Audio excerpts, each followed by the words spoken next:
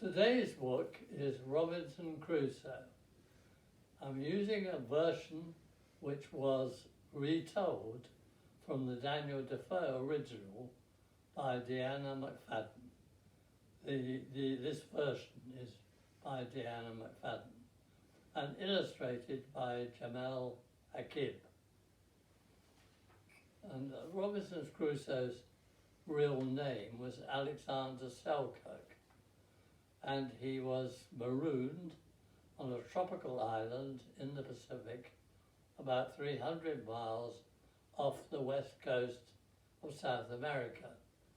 I've chosen it because Andrea, my wife, and myself went to Robinson Crusoe Island in the Pacific, and I think he would be rather amazed if he saw it now, because it seems to be a very thriving community.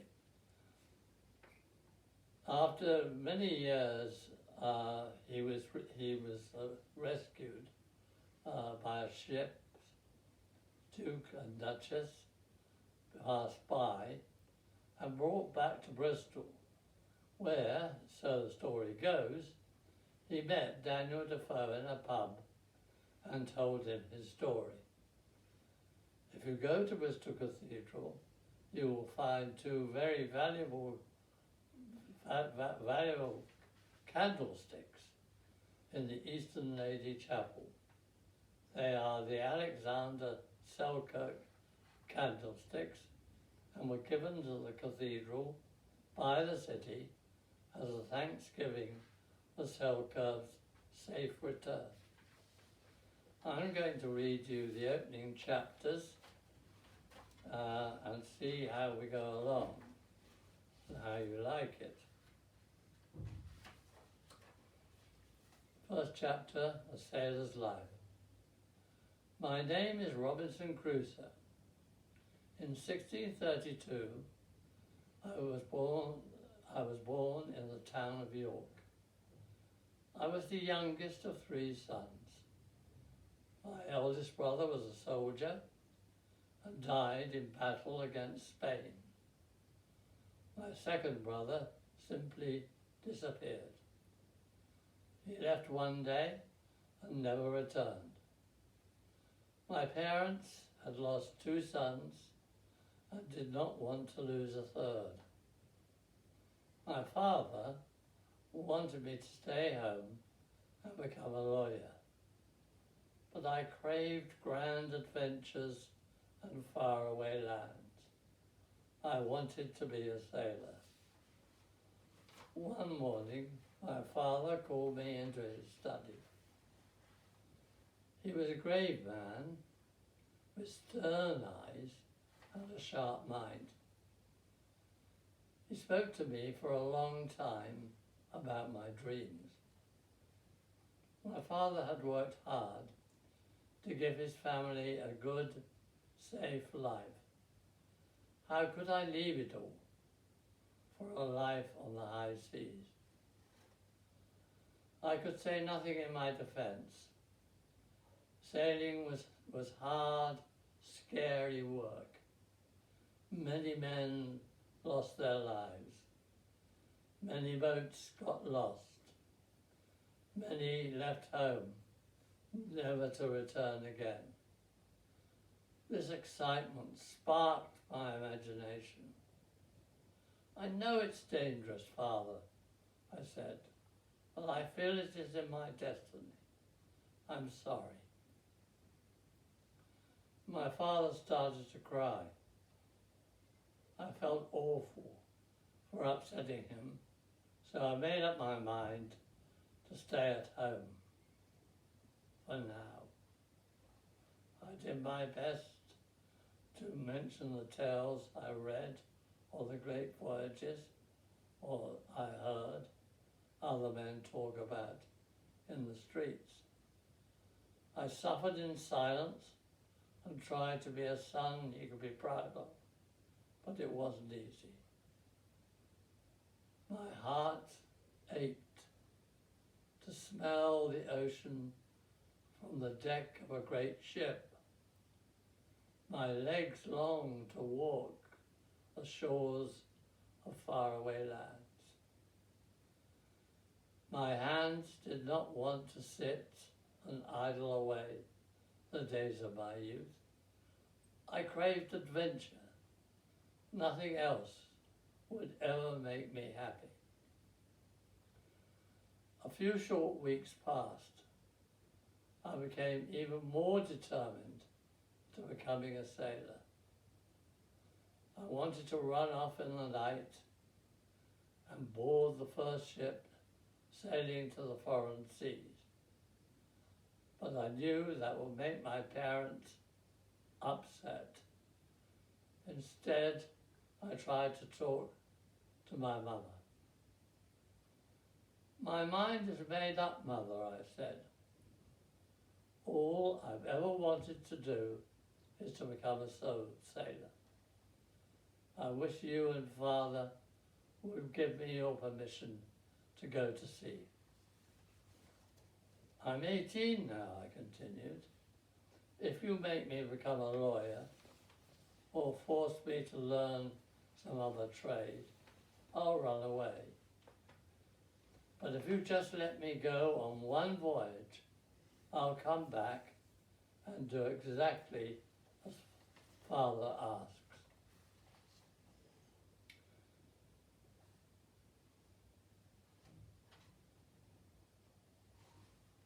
My mother grew angry and refused to ask my father anything. My parents wholeheartedly disapproved. That was the end of the subject. Mother and Father tried everything to change my mind about leaving. They promised me that I could attend any school I wanted. They told me I could look into any trade that interested me. I refused every offer. My only dream was to go to sea. Nothing else would do. Chapter 2, my first voyage. About a year later, my father sent me into the town of Hull to run some errands for him. Once there, I ran into John, an old school friend. His father was the captain of a ship sailing to London. "You are a lucky devil," I said to him. "All I want to do is become a sailor, but my parents won't let me." "You're old enough to decide for yourself, Robinson. Why do you care what they think? I'll offer you a spot on my father's boat right now. Why don't you just come with us?" Yes, I thought, this is my chance. "Okay, John, thank you. I'd love to go." My parents would be hurt, but I couldn't spend my life trying to make them happy. I was finally going to become a sailor. We left extremely early in the morning. The sun had hardly risen before we set sail. The boat pitched this way and that way in the waves. I became quite seasick. On top of my upset stomach, I was scared to death. The waves rode high. They crashed upon the sides of the boat. Sometimes they spilled over onto the deck. I lay on the hammock of my small cabin and felt miserable. I cried and cried. I felt guilty for leaving my mother and father the way I did. They were good, kind parents who only wanted the best for me. I had betrayed them. This was my punishment. The storm grew worse. The waves rose higher. I expected everyone to swallow us up as a whole. Each time the ship pitched forward over another huge wave, I thought we would never rise again. If I ever survive, I said to myself that night, I swear I'll go home to my mother and father and be a good person. I'll be the best son. By the next morning, the sea had calmed down. It looked as smooth as glass. My body no longer felt seasick. The sun welcomed me to a bright, enjoyable day. What a difference! I went up on deck for the first time since we left Hull. I saw John looking out over the horizon. He said, "You're feeling better. I can't believe you were that scared of a little capful of wind." "A capful," I snorted. "What a terrible storm." John laughed. "That was nothing at all. Just wait until you're out on the open seas. Then you'll see what a storm is." I laughed too. Well, I made it through anyway. Serious or not, it was my first storm at sea. "Come on, Robinson," he said cheerily. "Let's go get some punch." What fun I had that night. I lost all my fears in a cup of punch and a rowdy good time. Last night's promise to go home was promptly forgotten. I no longer feared the sea would swallow me up. I didn't want to go home. It was a sailor's life for me. Chapter 3, A Rough Storm. On our 6th day at sea, we had to anchor at Yarmouth because of bad winds blowing in the wrong direction. There were many other ships waiting there too. About a week later, the winds were finally blowing in the right direction. Only they were very strong. John's father, the captain, thought we would be okay to sail, but the men were not so convinced. All hands were sent to work, taking the high sails down from the topmasts. The crew worked very hard to make sure the cargo and equipment was snug and close on deck. We didn't want anything unnecessarily blowing in the wind. The crew made sure the ship would ride as easily up upon the seas as possible. We set off early that morning. By noon, the sea had turned against us. It was a great and terrible storm. I saw terror and amazement in the eyes of the crew. John's father paced in and out of his cabin. I heard him muttering, "We shall all be lost." I cannot describe my fright. The ship lurched back and forth as it fought waves as high as mountains. A new one crashed against the boat every couple of minutes. Many other ships around us flailed in the rough seas. I watched as other sailors worked hard to cut down their masts so the wind wouldn't catch them. If the masts were cut down, it would help to stop the waves from carrying the ship under the water. At first, the captain was hesitant to do the same because we were heavily laden with goods. He didn't want us to become unbalanced. Then the sea got rougher and the storm grew worse. The captain was soon convinced. "Strike the sails," he shouted. "Down with the masts. Hurry, boys, or we shall all be lost." We prayed this would be enough to save us.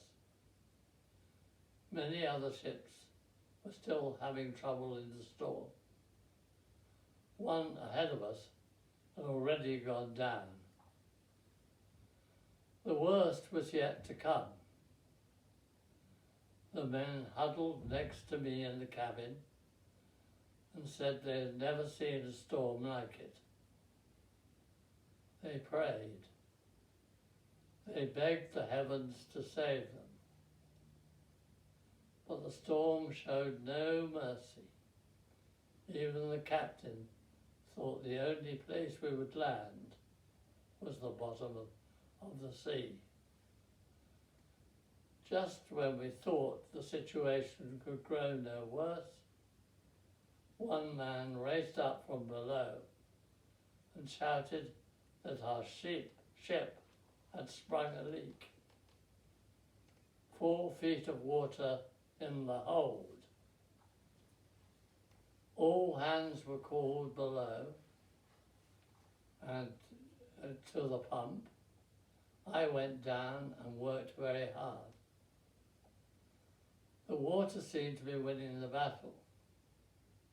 The storm slowed a bit, but still the hold filled up with water. The captain knew we would never make it to the next port. He ordered the crew to start firing our cannons to call out for help. "Wait," I heard one of the sailors call out. "Here comes a rescue boat." The waves made it almost impossible for the boat to get to us. We had one chance. We needed to throw a rope to them so we could stay steady enough to board. We all watched as the first mate carefully tossed the rope out into the open sea. What luck! They caught it. We scrambled to climb aboard. Each time the little rescue boat reached the crest of a wave, I feared for my life. The waves were so tall. We were so small. The brave men rowed and rowed. They had risked life and limb to help us, and they weren't going to lose us now. Just then, 15 minutes after we were rescued, we watched in horror as our ship tipped over and went under. After what felt like forever, I could finally see the shore. There were men running everywhere, waiting for our arrival, trying to see if they could help. We landed safely. Cries of hurrah and hallelujah erupted the instant the boat hit the sandy beach. Men all around threw blankets on us so we wouldn't be cold. Our captain heartily thanked the brave men who had rescued us. Our entire crew walked slowly back to Yarmouth, our spirits defeated because we had lost our boat. The goodness of the people in Yarmouth did much to make up for our loss. The local judge found everyone a warm bed for the night, and many of the shopkeepers were kind enough to help us get back to London or Hull. Part of me wanted to go back to Hull. From there I could travel to York to see my parents. But a large part of me still craved an adventure. I couldn't make up my mind. Should I stay and find a new ship, or should I go home? On my third day in Yarmouth, I ran into my friend John, walking with his father. They both looked shaken and upset. "Father," John said, "this is Robinson. Remember, I told you about him, how he came along to see what a sailor's life was like. He wants to spend his life at sea." The captain looked at me carefully. "Robinson, take this as a sign and go home. A life at sea is not for you." "But sir, has this one storm also spoiled you?" I asked. "Will you no more go to sea?" The captain replied, "My life is different. This is my career.